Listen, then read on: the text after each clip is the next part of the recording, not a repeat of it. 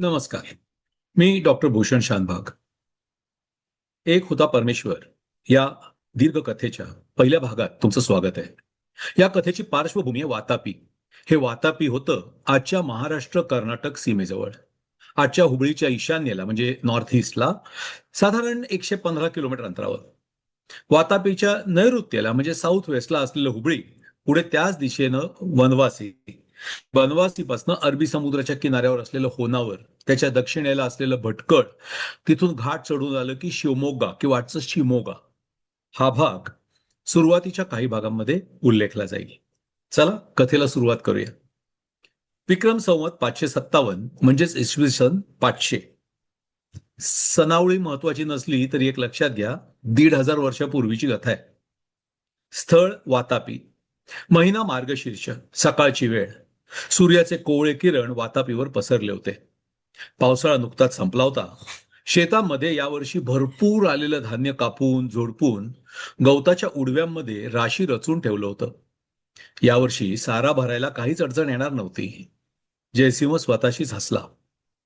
आलेलं पीक नेहमीपेक्षा खूपच जास्त आहे हे त्याला कळत होतं. जयसिंह जयसिंह हा एक छोटासा जमीनदार. आपण जमा केलेल्या महसुलाचा हिशोब जुळवत होता. हा हिशोब जुळला की महसुलात जमलेलं धान्य, वस्तू आणि पैसे बैलगाड्यामध्ये घालायचे आणि कदंबांच्या राजधानीला बनवासीला पाठवायचे. अवघड काही नव्हतं, पण फक्त एक छोटीशी अडचण होती. जयसिंह स्वतः लिहू वाचू शकत नव्हता.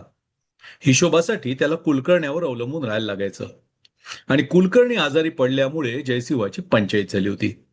शेवटी एकदाचा कुलकर्णी बरा होऊन आला तरी अंगात थोडा ताप होताच. पाठीला रग लागत होती तरी जिद्दीनं बसून त्यानं हिशोब जुळवून दिले. गाड्यांमध्ये सारा भरून साऱ्या गाड्या बनवासीच्या दिशेनं रवाना केल्या गेल्या.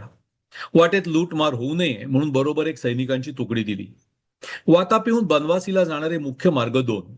एक नवलगुंड हुबळी मार्गे आणि दुसरा गदग लक्ष्मेश्वर मार्गे. हुबळीचा मार्ग जरा कमी धोक्याचा, पण अवजड सामान नेणाऱ्या गाड्यांच्या काफिल्याला 6-7 दिवस लागायचे. वाटेत घनदाट जंगल, चोरा चिलटांचा आणि वाघ बिबळ्यांचा उपद्रव नेहमीचाच. कुठे ना कुठे हत्ती, रानरेडे यांची भेट ठरलेली. त्यामुळे पुरत्या संरक्षणाशिवाय जाणं धोक्याचंच. ते जेव्हा नजरेच्या टप्प्याबाहेर गेले तेव्हा कुठे जयसिंहाला जरा फुरसत मिळाली. जयसिंह जयसिंह हा कदंब राजांचा वतनदार. वातापीची जमीन त्याच्या जहागिरीत. फार मोठी नव्हे, लहानशीच. भागही तसा दुष्काळीच. पण वेळेवर जर सारा भरला नाही तर कदंब राजांची फौज येऊन वसुली करणार आणि त्यांची वसुली महागात पडायची. त्यामुळे जयसिंह वेळेवर सारा बनवासीला पोहोचेल हे पाहायचा. तशी वतनदारीची कामं जबाबदारीची असली तरी सुखाची होती. 12 बलुतेदार कारू नारू त्याच्या दारी हवे तेव्हा हजर असायचे. वर स्वतः जमीनदार असला तरी या सर्वांचे अलुते बलुते शेतकरी भरायचे. वरती आणखी वतनदाराच्या घरात धान्याचा भरणा करायचे. त्यातला आपला हिस्सा काढून घेऊन बाकीचा सारा सरकारात भरला की झालं. जयसिंहानं आपली जमीन कुळांकडे दिली होती. आता वतनदार काय स्वतः जमीन कसणार का?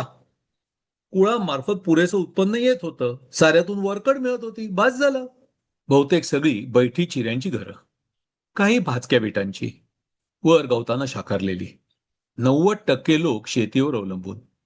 प्रत्येकाच्या दारात एखादी बैलजोडी आणि 4-2 गायी असायच्याच. घरात शेणानं सारवलेली जमीन. घरं सुद्धा अशी काही नीट ओळीत नव्हेत, जशी जागा मिळेल तशी बांधलेली. मागे पुढे अंगण, एखादी परसबाग. गावाच्या भोवती वेस, ती राखणारे वेसकर आणि रामोशी. गावात तसा फारसा कधी काही मोठा गुन्हा व्हायचा नाही, पण जर चोरीमारी झाली तर पहिला संशय रामोशांवर. रामोशी पण तरबेज होते. एक तर ते स्वतःच्या गावात कधी चोरी करायचे नाहीत आणि जर झालीच तर बरोबर माग काढून गुन्हेगाराला धरून आणत. वातापीमध्ये 2 भाग जमिनीच्या पोतानुसार ठरवलेले. मलप्रभा नदीच्या जवळची काळ्या मातीची सुपीक जमीन आणि जरा लांब डोंगरापाशी पांढुरकी जमीन. पांढऱ्या मातीच्या जमिनीत चिकण मातीचं प्रमाण जास्त. तिच्यात पीक इतकं चांगलं यायचं नाही. पण पांढरी माती भार सोसणारी. गावातची सगळी घरं या पांढऱ्या मातीच्या जमिनीच्या पट्ट्यात. याच्या एकदम उलट मलप्रभेच्या पासची काळी जमीन, भुसभुशीत, शेतीला उत्तम, पण भार सोसू शकत नव्हती, ती खचायची. त्यामुळे तिथे काळ्या सुपीक मातीत शेती. पण तरी पाऊस नीट नसला की मलप्रभेचं पाणी आटायचं आणि पाऊस जास्त झाला तर पुरानं पीक बुडायचं. त्यामुळे उत्तम पीक येणं हा सुद्धा योगच असायचा. जयसिंहाचा मुलगा रणराग तो मात्र थोडा जास्त महत्वाकांक्षी होता. बापाच्या जमीनदारीवर स्वस्थ न बसता त्यानं कदंब राजांच्या सैन्यात चाकरी करायला सुरुवात केली आणि लवकरच वातापीच्या आजूबाजूची बरीच जमीन जहागिरीत मिळवली. आता त्यानं स्वतःचं सैन्य ठेवायला सुरुवात केली. कदंब राजांचा मांडलिक म्हणून रणराग वातापीच्या परिसरातला कारभार करायला लागला. रणरागानं आपल्या सैन्यात रामोशांची पहिली भरती केली. मग इतर जातींचे लोक सुद्धा जोडले. भिल्ल आणि रामोशी दोघेही हत्यारं चालवण्यात वाकबगार. जोडीला आजूबाजूच्या मुलखातले कानडी लोक, थोडेफार मराठे. बघता बघता हजारभर माणूस रणरागाच्या भोवती जमा झालं. रणरागाच्या शब्दाखातर जीवाची जोड लावू लागलं. त्यातले 500 वातापीला ठेवून उरलेले 500 कायम रणरागाच्या बरोबर असायचे. जयसिंहाच्या घराण्यातला मूळ पुरुष शेतकरी कुणबी पहारीच्या, जिला चाळुकी म्हणतात, तिच्या साह्यानं जमीन खणून शेती करायचे. पहारीनं किंवा चाळुकीनं शेती करणारे म्हणून त्यांचं नाव पडलं चाळुके किंवा चालुके. चालुक्यांकडे नोकरी करणारे आता हजारो लोक होते.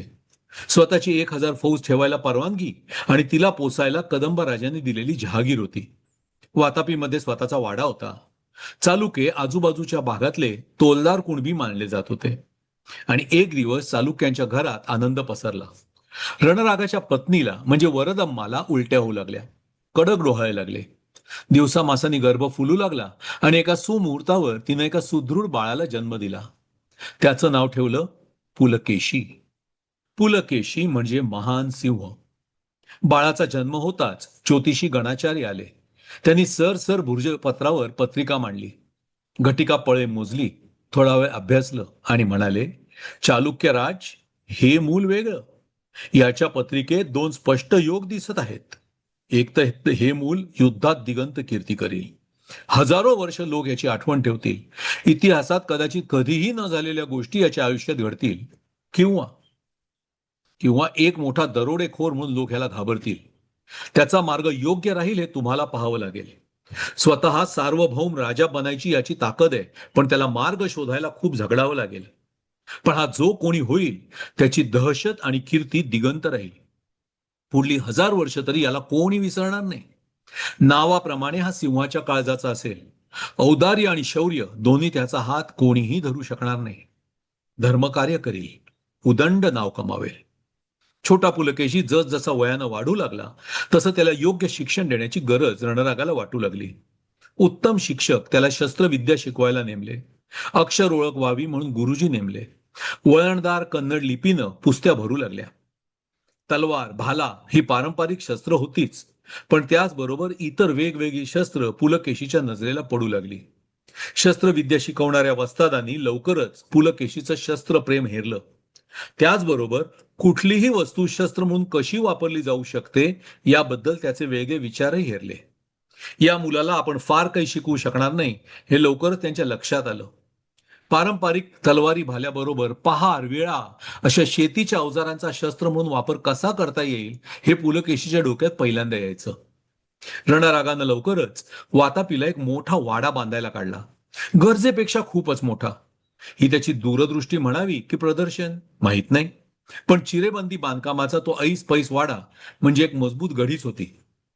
वाताबीच्या बाहेर एक मोठा डोंगर होता. त्यावर माकडांची मोठी वस्ती. दुसरी एक गढी त्याच्यावर बांधायची असा रणरागाचा विचार होता, पण ते खूप खर्चाचं काम असल्यामुळे सध्या तरी गावातच बांधकाम करायचं असं ठरलं. बघता बघता वाडा उभा राहिला. चालुक्यांचा वाडा. रणरागा आपल्या कुटुंबासह त्या वाड्यात राहायला लागला. छोट्या पुलकेशीला खेळायला वाड्यातले 4 चौक कमी पडू लागले.